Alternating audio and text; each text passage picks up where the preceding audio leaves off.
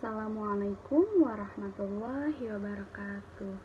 Perkenalkan, saya Azkia Nur Intan Fadila dari Prodi Pendidikan Ekonomi semester 3 dengan nomor induk mahasiswa 18721500007.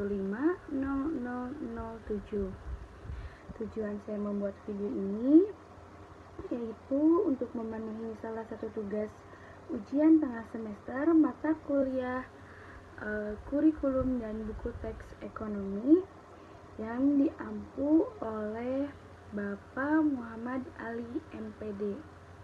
Dan pada video ini saya akan menjelaskan tentang komponen kurikulum. Komponen adalah bagian dari suatu sistem yang mempunyai peran penting dalam keseluruhan aspek yang berlangsung dalam suatu proses untuk mencapai tujuan.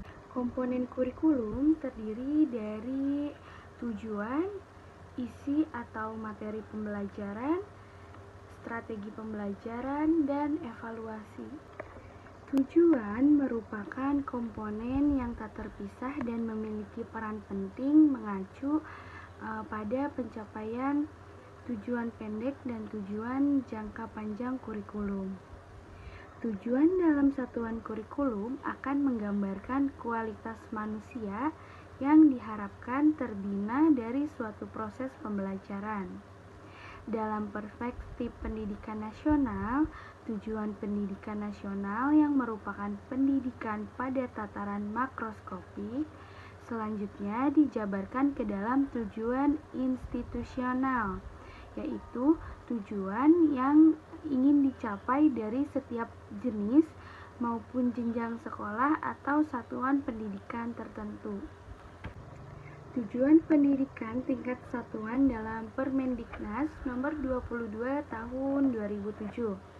Yang pertama yaitu tujuan pendidikan dasar adalah meletakkan dasar kecerdasan, pengetahuan, kepribadian, akhlak mulia, serta keterampilan untuk hidup mandiri dan mengikuti pendidikan yang lebih lanjut.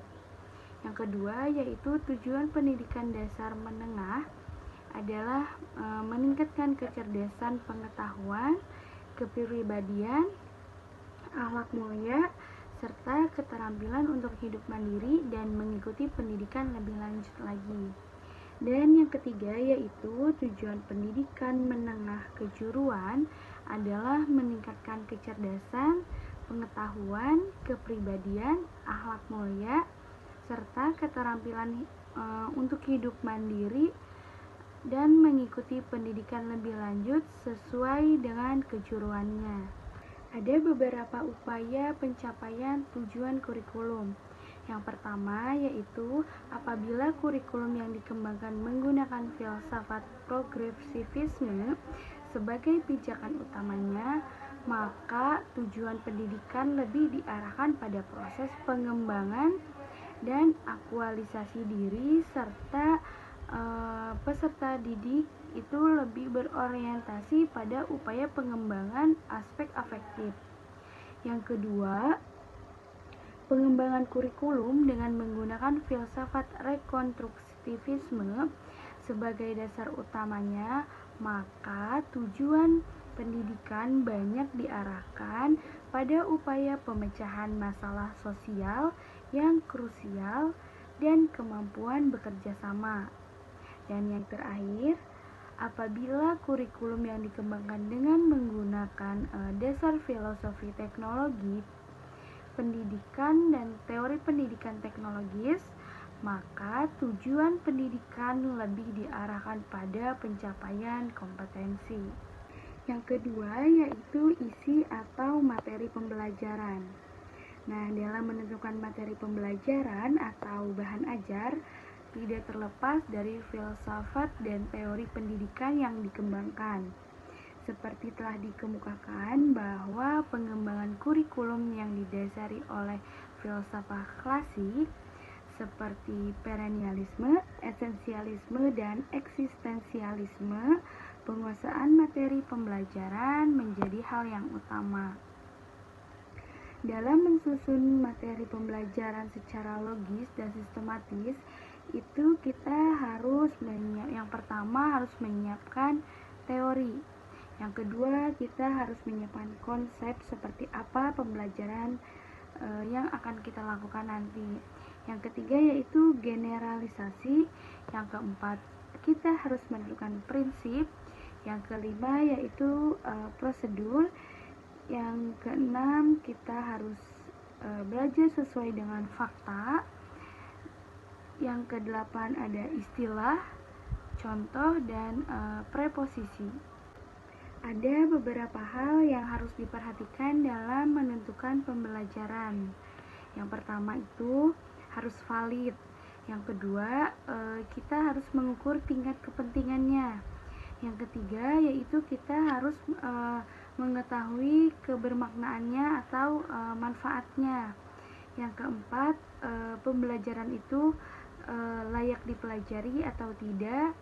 Dan yang terakhir yaitu kita harus bisa menarik minat para peserta didik.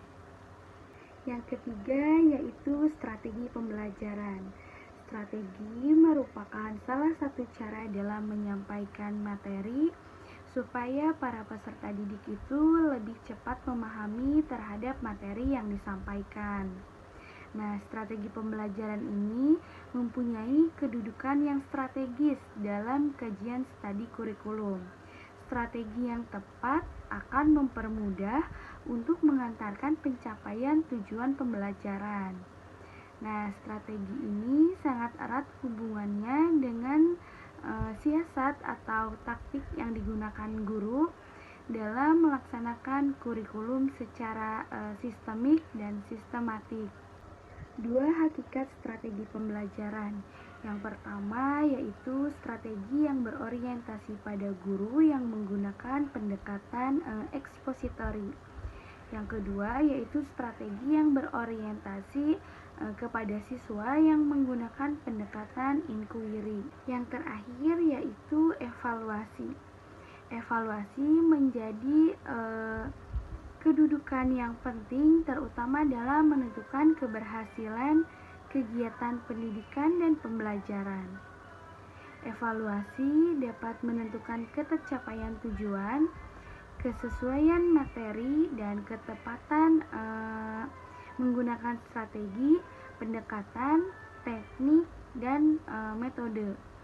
Evaluasi merupakan pedoman untuk mengukur kemajuan siswa dan proses belajar, dan hasilnya pun akan dijadikan tolak ukur dalam perbaikan kegiatan belajar mengajar berikutnya.